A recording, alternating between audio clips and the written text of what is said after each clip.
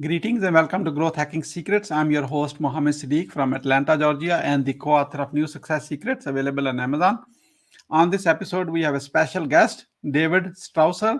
David is the host of Shark Bite Biz podcast. Please join me to give a warm welcome to our guest, David Strausser. Hey, thank David, you. Thank you. so 1 out of 10, did I pronounce your name right? Last name? Oh yeah, perfect. You were excellent. You got it right. You remembered. Thank you so much. And I do need to apologize those to your guests. I'm only on my 5th cup of coffee. Usually my brain doesn't start really firing on all cylinders to about the 7th. So That's good. We will do it right inside Yeah. the interview. David, it would be great. let me start with this. Where were you? What happened? Who you were surrounded with that inspired you to start the Shark Bite Biz podcast? Yeah, so my background altogether is just unique. I was born in rural Pennsylvania, but then I moved to Tijuana, Mexico when I was 18, 2 months after September 11th. Lived down there for probably about 20 years or 15 years in Tijuana, probably about 20 years altogether on the West Coast. And then my job actually took me full circle. I worked for the Mexican government, and now my full-time job is with Vision 33. They gave me a chance. I was a really good sales rep for them out of Los Angeles, and they were like, "Hey, David, you want to go back home?" And I'm like, "No, not really." I moved out here for a reason. And they're like, "Well, what if you go back home so that you can manage the Northeast?"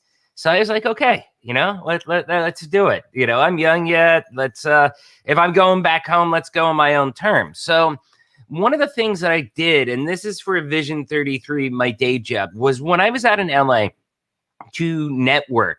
I always felt networking was like trying to find needles in a haystack. They were very hard to find opportunities or partnerships. So I was kind of like, hey, I'm going to turn that around. I'm going to start doing my own live events. And we did executive luncheons. We were calling them like anti-luncheons and stuff like that. So to make a long story short, I was going to do that out here in the Northeast. COVID hit, derailed the full plans. And it was like, well, how can I still grow personally, professionally, grow the business, do everything I wanted? And that's where it's like, well, I'm going to do my podcast. I had the idea for a long time, but I opted for live shows. I started Shark Bite Biz, which focuses on how businesses have pivoted during the pandemic. And it's been a pretty good hit. We've had a lot of good guests on the show. And every week, I think we get more and more views. That's good. Even one view is better than zero. So that's great. David, I appreciate it very much. David, let me get going on this. What are the top 3 mistakes to avoid to launch a business successfully, such as a Shark Bite Biz? Okay, so I think I want to talk generally in business, and 3 failures that I found is number 1, and this is going off of my past experience growing up, is people tend to talk too much. They talk about themselves when you really should be talking about the customer. Okay. The great Laura Honeycutt said to me once, you have 2 ears and 1 mouth. Use them proportionately. And I could tell you, I've talked myself out of many sales in the past when it's just like, David, shut up. You got the deal. I kept talking, and next thing you know, I lose the deal. So that's one of the biggest things I think people can learn from. Another one is just being too emotional. Too many people get too emotional with their business decisions, myself included. I was in a bad first marriage with my ex-wife, but it would be obvious when we were fighting because I wouldn't close any new deals that day. I wouldn't have any sales. So now I just increased my problems. Instead of having the emotional problems of my home life, since I brought that into my work, now I got the added problem of now I don't have any extra money because I didn't sell anything because I got emotional during work. So I think separating the emotion from business, I mean, it's okay to have emotion, but really try to draw it out so that you don't do any knee-jerk reactions is something I had to learn the hard way. And the last one is ego. I think, especially coming from a sales driven world that sometimes sales reps get way too big of an ego. And, having an ego is fun. I like it. Like, I'm number one. As long as you can back it up, that's good. You can play with it. It's motivational.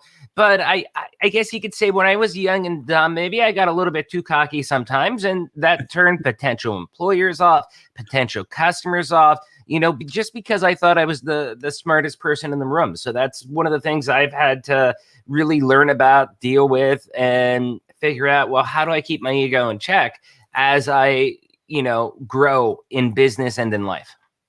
Wonderful. When you are the smartest person in the room, you are in the wrong room anyway. Exactly. That's what I ended up learning, that if I am the smartest person here, I'm in the wrong room. I need to go somewhere else. Yeah, wonderful. So, David, what is your greatest failure story, and what did you learn from it, and how do you recover from that? The greatest failure story, well, let's see. That one, I mean, there's just so many times that I've messed up. I would probably say that I'll expand on the emotional story. And this isn't just one event. This is a series event. And, it just kept happening. And I was lucky enough to have a great mentor in my life. His name was Mike Jewell at that time. And he's basically the one that made me recognize, because I wasn't really recognizing at that point of life. I wasn't doing postmortems on deals lost or deals closed. I wasn't really self-analyzing, self-reflecting. And he was, though, judging me as my manager. And he really, opened up my eyes to all the mistakes. He's like, David, you have all the potential. You have all the ingredients to success. You're just cooking them all the wrong way.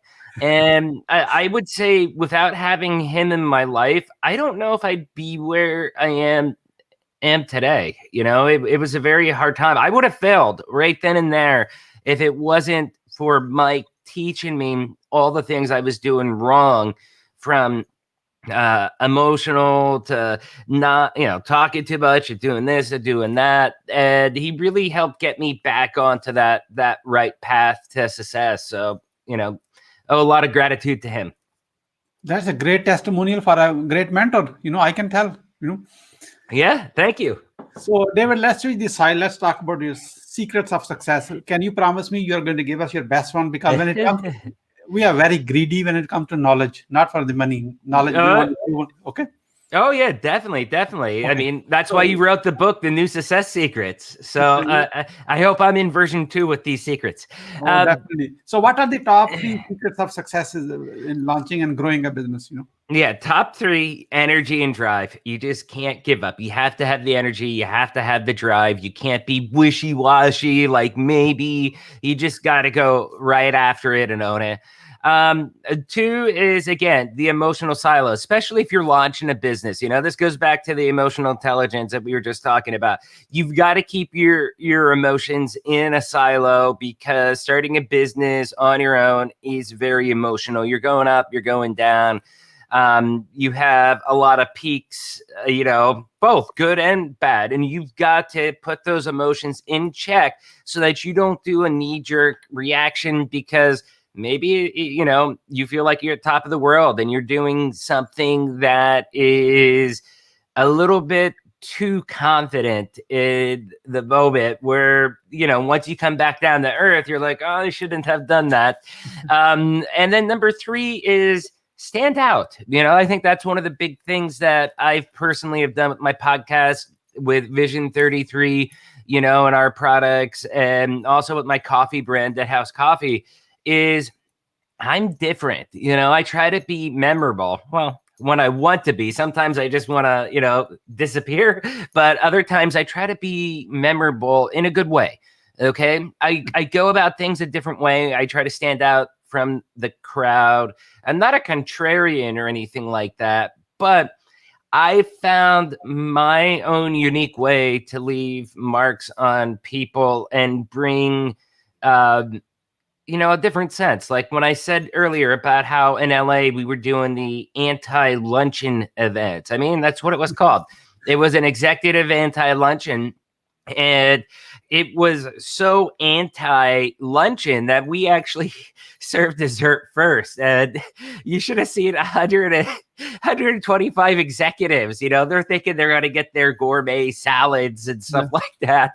No, they got served chocolate cake for the appetizer. So that's how anti-luncheon we are. But you know what? People talk about those things to this day. They have not forgot about it. And I think being different is the differentiator between my podcast, between my sales cycle. People buy off me because they love how quirky I am. They love my shirts. Yeah. You love my shirts, Mohammed. Thank you. They would really appreciate. All the people are watching this right now can support you. Okay, so I got 3 ways. First off, if you have a small business, my main job, we do small to medium-sized business management software, accounting software. We do SAP Business One, Sage Intacct. Go to vision33.com. That's Vision 33. The next one is obviously subscribe to my podcast, Shark Bite Biz. You can find it anywhere. It's a video podcast. It's on YouTube. It's right there. You got the link, the website, everything's there. And then the third way is I just launched a coffee company last week. It's called Dead House Coffee. Why? Because everybody, including me, is a zombie first thing in the morning until you drink coffee. So get back to life. Deadhousecoffee.com. Yeah. Wonderful. Thank you. Wonderful. Enjoy your coffee while you are visiting this sharkbitebiz.com, because you will enjoy the energy of our guest, David Strausser. So really appreciate it very much. And David, we are about to wrap up. I like to have your kind of quick word of testimonial for being a guest experience on the show. Oh, yeah. Here is my question. What would you say about your today's guest experience on a Growth Hacking Secret show? It was fun. The show was fun. I think I've got to give my own personal advice the way that I give advice. I wasn't pressured or asked to, answer anything one specific way. I was able to be me, and that's something I appreciate and I respect. Thank you so much, Mohammed, for having me on here. Thank you so much for your kind words. Really appreciate it. David, what would you say as a final word? Final words? Like I said, energy, drive, and be a differentiator, and basically just go out there, whatever your business is, go crush it. Go crush it. That's my final word. Thank you so much, David Strausser, for sharing your wisdom with us today on the behalf of Growth Hacking Secrets community and our entire team. We really appreciate you. This is Mohammed Siddique signing off from Atlanta, Georgia. Until the next episode, all good wishes.